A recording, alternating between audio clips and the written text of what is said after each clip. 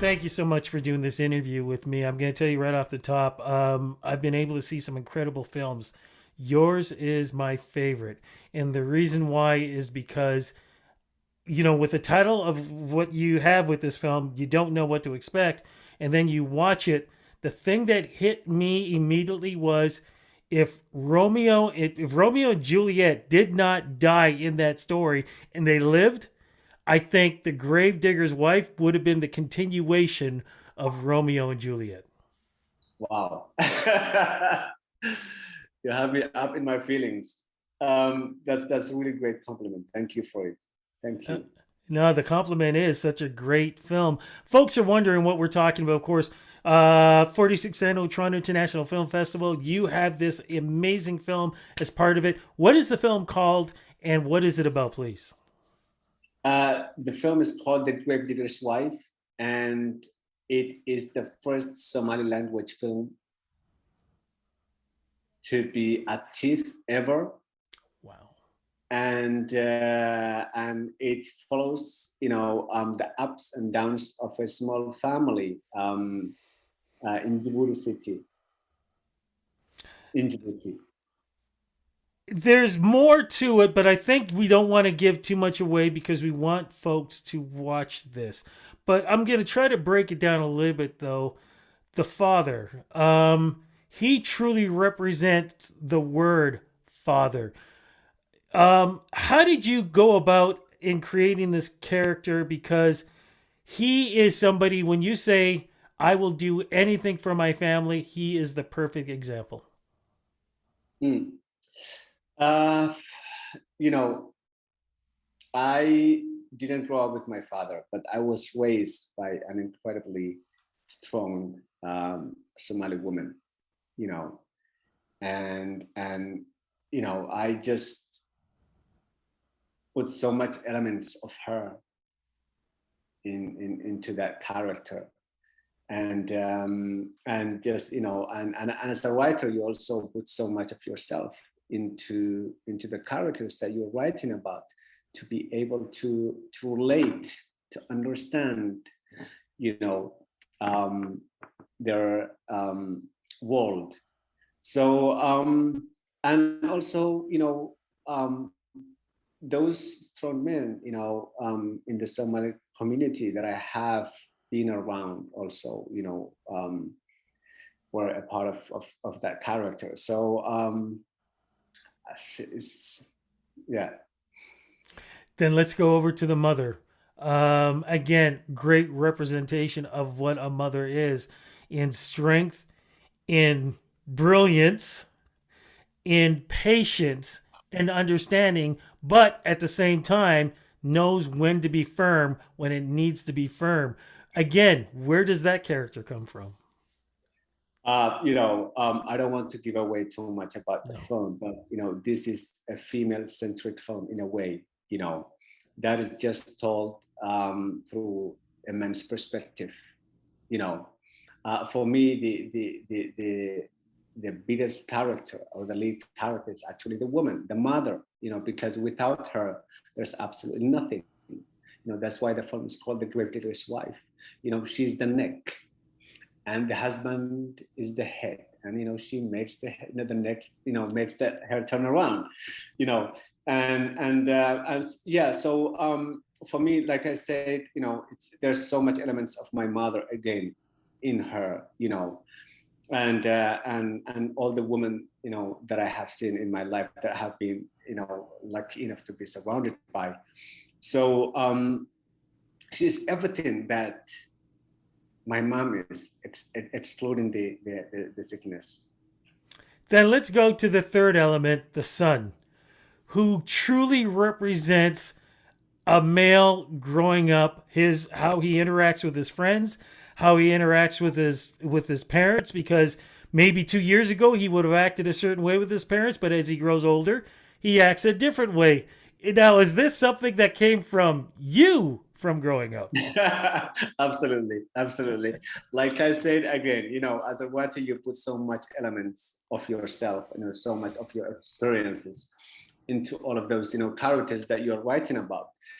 But this character was actually based on because I grew up in Somalia, and I arrived in Finland at the age of 16. So I have seen pretty much enough by then. And, I came to Finland, with my identity, with my culture, with my religion, on my backpack. This particular character, is based on a friend that I had, in my neighborhood, whose mother was sick, but he was always, out because it was easier for him to be out than to be at home because he had absolutely no sort of understanding of what was happening at home, you know. So yeah, I took that, and of course put, because I used to help my mom a lot because, she was single mother and, there were seven of us. So she was doing everything, that both parents do. So, I was there for her, like doing everything that I could to help her to make her, job easier. So, I combine all those, I put all those things together into that character. I thought one of the most powerful things that you've done in this is showing the landscape of the region and how people are living. And again, I don't want to give too much away, but at one point, you do actually show basically the rich and not rich. Why was that important to have that presented in your film? Because I wanted to really show the desperation of of Gulet, of where he goes from to where he goes, like because the village he's going to get help from is actually much poorer than where he is. So for that matter, because it would have been like less challenging if he was going to go for a richer city or for richer people to get more money from, but to go from 1 to 0, that was like really the challenge of the story, and the set drop. So for me the landscapes were the fourth character, That you so beat me to it because I was just that was my next question about dealing with the landscape, dealing with the region.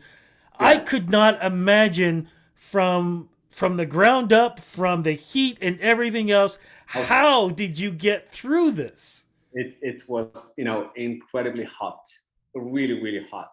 And I remember I went there a month before we start 2 months before we start shooting, and I was the first one to arrive there, and it was 45 degree, like 45, incredibly hot, like being in sauna basically. And and then when my and the entire crew were from Finland, who have never been to to Africa before, never. So I was like, fuck, you know, how are they gonna work in this circumstance? How are they gonna do it? So whenever somebody texts me like, oh, how is the weather? I would be like, oh, it's fine, it's really nice, even though it wasn't, because I didn't want them to chicken out and then like, or make a U-turn at the airport. It's like out, so it was really really, really hot, but like as you have seen, the landscapes were incredibly beautiful, and for me, they were the fourth character of the film, because the subject, I mean, the film deals with a heavy subject, Yeah. and my intention was not to make the film like really depressing or like dark or gray. I wanted to show that love. I wanted to be warm, colorful, because I wanted to portray this story of African family with compassion, with tenderness, with love, with dignity, something that you don't often see in films from Western filmmakers' perspective, Mhm. you know, because Somalis have always been presented, to the world as pirates, as radicals, as warlords, as human trafficking, all those one-dimensional stereotypicals that you can imagine. So I just really wanted to show my version of how I see myself, how I see my brothers, how I see my family, how I see my friends. And I wanted to share that version with the rest of the world. That everything you see on the screen about us is not really about us. It's somebody else's perspective of how they see us. But I'm going to show you how I see myself and how I see us. So yeah. It's an incredible vision, and I'm telling you right off the top, he should be Father of the Year in what he goes through, and Actor of the Year because, again, of how he presents himself in this film. I know we're going to have to wrap this up, so I just want to say thank you so much for this great experience in watching this film. I'll tell you something, when it was done, the first thing that hit my head was I got nothing to complain about in my life. Yeah. When you watch this film, whatever little thing you're complaining about, Yeah. It's like, no, nothing compared to that. Yes. it's always somebody else has it tougher. And this film truly shows that. Congratulations on this film. Congratulations on being part of the 46th annual Toronto International Film Festival. And Thank you. I am so looking forward to future success for this film. Thank you so much again. Thank you for your kind words. Thank you. I really appreciate it. Have a nice day.